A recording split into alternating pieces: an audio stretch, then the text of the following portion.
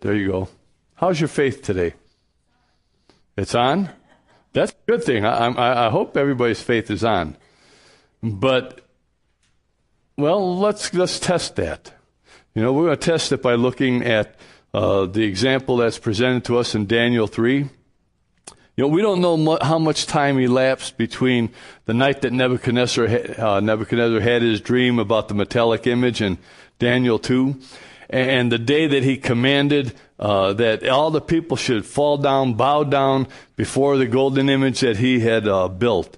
We don't know what time elapsed. Some have said, well, it could have been as much as 20 years, which would have made Daniel and Shadrach, Meshach, and Abednego, probably in their early 30s, someplace around there. But we don't really know. And it's not necessarily real relevant that we know their age, because at any age, our faith is going to be tested. Faith is tested when you're a kid. Your faith gets tested when you're middle-aged, and all the way on up until the day that you are in God's presence, your faith will be tested. There's no prophecies at all in Daniel 3, and that's kind of interesting because it's a prophetic book, but we don't find any prophecies here. All that chapter 3 contains is a very simple, well-known narrative of faith and how that faith was challenged and how it has encouraged millions throughout the ages. Christian martyrs through time have died by fire, just many, many, many thousands. On the road to Rome, it is said that Nero dipped the Christians into tar and then put them on a pole and lit them on fire to light the road to Rome. Can you imagine? And yet, boy, when we look at today's story, we find the first people that have ever been tested by fire, that have been thrown into the fire. And that is the story of Shadrach, Meshach, and Abednego. And perhaps the writer of Hebrews had them in mind when he spoke. Boy, if you just think about these verses, you could turn to Hebrews 11, two verses that just going to take a quick glance at. Hebrews 11, verse 34 and 39. Says that in verse 34 that these heroes, they quench the fire of flames. I find that pretty interesting and really reflecting back to these three young Jewish men that were thrown into the fire. They quenched they didn't really quench the fires, but boy, they were not touched by the fires. And that's that concept that I see there. And then in verse 39, after all this, the suffering that he writes about in these last verses in chapter 11, and then in verse 39 says, they were all commended for what? For their faith. So that's why I ask you, how's your faith today? Would God commend your faith? Would he say, wow, boy, you are standing firm on the promises. You are walking by faith. You're breathing by faith. You are in this moment-by-moment intimate relationship with God. You see, we're going to find out that's really important. These young men were walking in the moment. Sometimes we kind of do our own things in the moment, and we look, well, yeah, I'll make it to church on Wednesday or Sunday, and I'll be in the moment. Man, I have to tell you, it's not enough to be at church on Wednesday and Sunday. Man, if we're going to be in the moment, we have to be in the Word. We have to be thinking about the Word. And we need to, Paul says, pray continually and pray constantly. Does that mean I don't do anything else? I become a monk, go off to the monastery, and that's all I do? No. But it means as we go through our life that we're aware of the things around us. We're aware of God. And as things happen, you see an ambulance.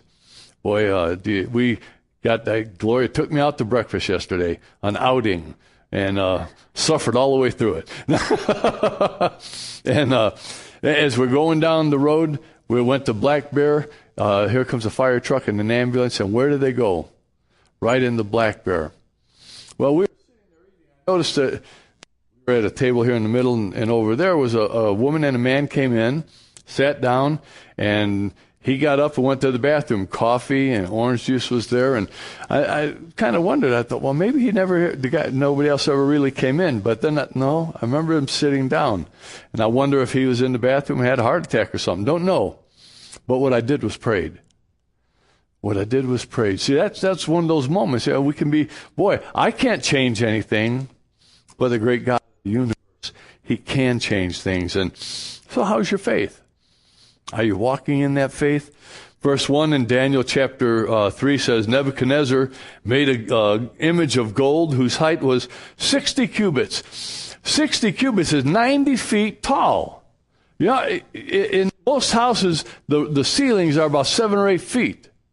So we are talking, something like 10 stories.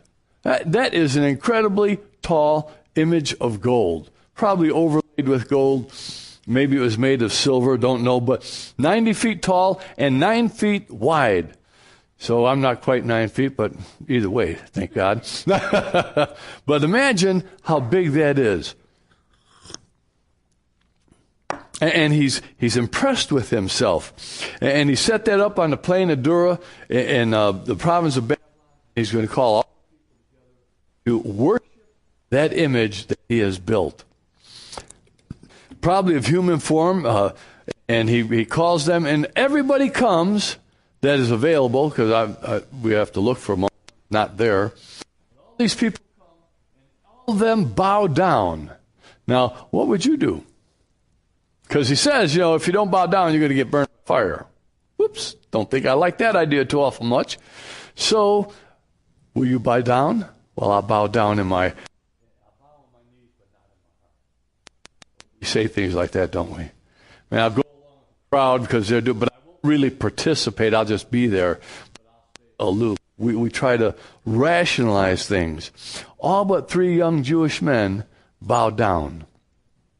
I find it a bit surprising how Nebuchadnezzar reverts back to his pagan idolatry and brutality after his testimony. Look at chapter 2, verse 47. Look at, this is Nebuchadnezzar's words. Daniel doesn't speak these. Chapter 2, verse 47. The king answered Daniel. This is after the vision. Daniel describes what the vision's all about. And then the king says, surely your God is the God of gods and the Lord of kings and the revealer of mysteries, since you have been able to reveal this mystery. Surely your God is the God of gods and the Lord of kings. Man, that's an incredible testimony, and we might think that he's saved at that time. Well, the point I want to make is a lot of people say a lot of things. Oh, I know Jesus, yeah, I got saved. But have we really committed our heart? Have we really believed in our heart and our mind that Jesus is Lord? Have we really given our lives totally over to him and confessed him with our mouth? You see, Nebuchadnezzar makes sort of a testimonial confession here, but it's not really a commitment. He proclaims something, but it's not a true faith commitment. So if you were to ask Nebuchadnezzar at that time, where's your faith? Well, I think he would have said, well, surely, there's a pretty powerful God. But then here in chapter 3, he turns around and he makes a golden image. So we really get the impression at this time he's not become a believer, and I believe that happens later on, though. So when reading this account, we're going to read it in a moment, there's a question. 2 of them that one's not there, and that's, where's Daniel? Where's Daniel at? It doesn't mention him there, and it doesn't mention him bowing down. So many have different ideas. Some speculate that he was ill. Others speculate that his office excluded him from having to be there. And I don't know if I like that one awful much. But the one that would seem more probable is that he was away on some mission, some ambassador role someplace else, and so wasn't present for this time. We don't really know. But really the story is about the faith of these 3 young men. So stand. Let's read Daniel chapter 3, verse 1 through 14.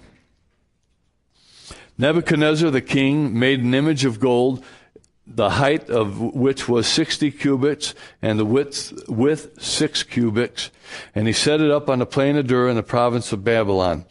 Then Nebuchadnezzar the king sent word to assemble the satraps, the prefects, the governors, the counselors, the treasurers, the judges, the magistrates, and all the rulers of the provinces to come to the dedication of the image that Nebuchadnezzar the king had set up.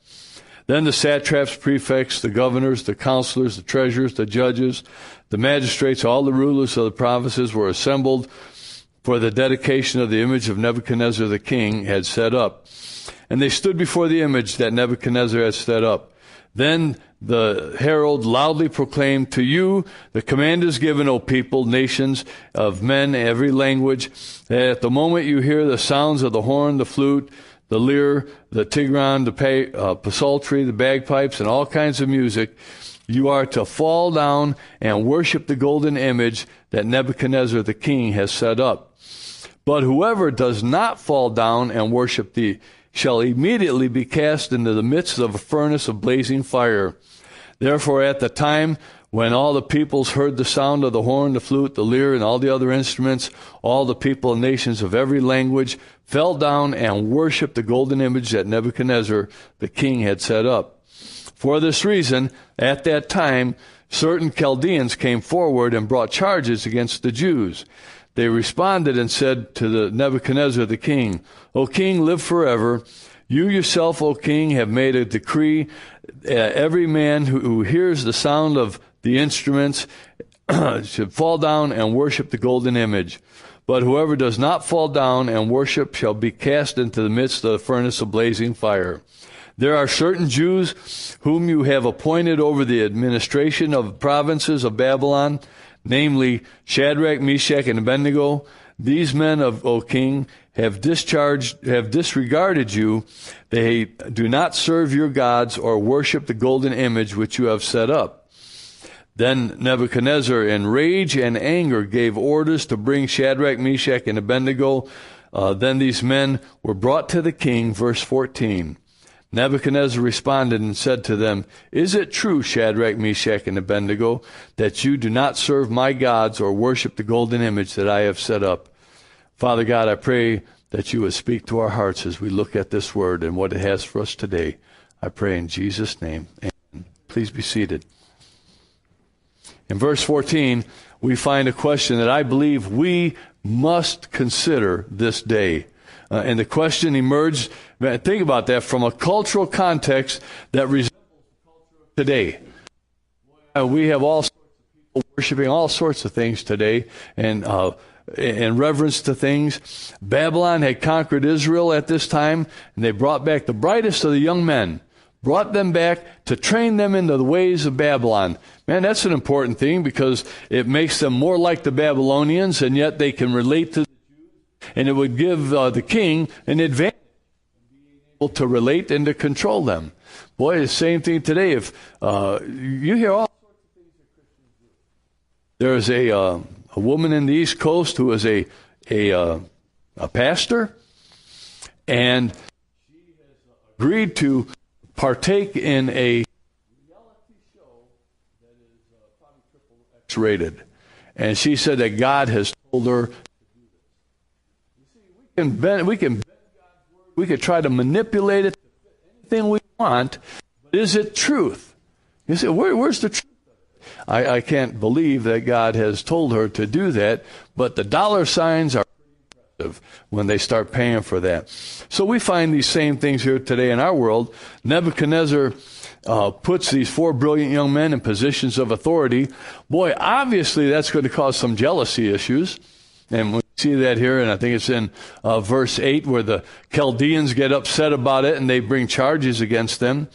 Daniel 1:6-7, among them is Daniel, Hananiah, Mishael, and Azariah.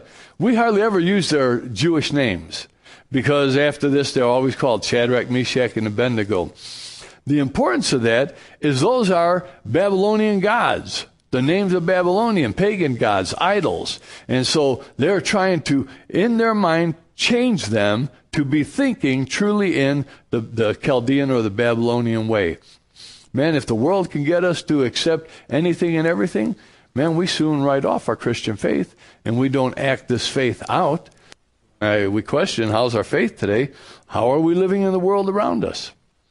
Are we bending to the world's demands? Are we bowing to the world's things? Or are we truly honoring God? Our passage, it deals with the behavior of these three. They refuse to bow and worship the king's golden image. Hearing the news, boy, can you imagine the upset of Nebuchadnezzar? Man, he sees himself as almighty and all-powerful, and this is insubordination. They're refusing to do what he has called them to do. And so he's enraged, he's in anger, and he orders them in that condition brought to them. They always tell you, don't act out in anger because we